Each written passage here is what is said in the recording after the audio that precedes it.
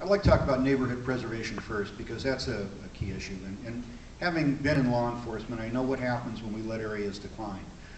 Neighborhood preservation is very important on a number of levels.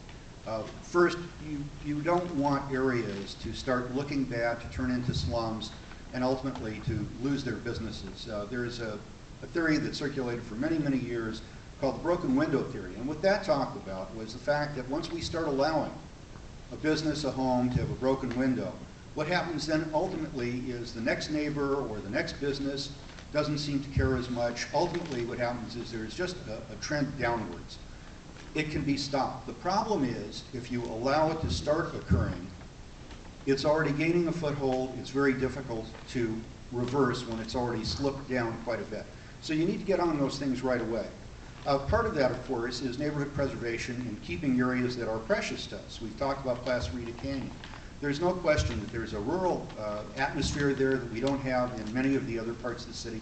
That needs to be preserved. And that means that any development that goes in there needs to be consistent with, or at least in keeping generally, with the type of property you have. What they have to do is, if necessary, if it's an area between, to at least blend and do it in such a way that you're mindful of the areas around you. The 5 and the 14, there are a lot of other issues. There's Maglev, there's Nivlinport, there are a whole bunch of things that need to be considered as well and need to be supported, and the city needs to lobby for those things. We're doing a good job now. We need to do a better job.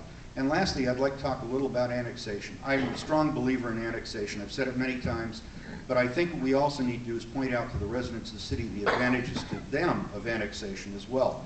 And I think that those are numerous. First, because we have a greater control of what happens in our entire valley, and it affects everyone. So it's something that's important not only to people outside, but within the city. Thank you.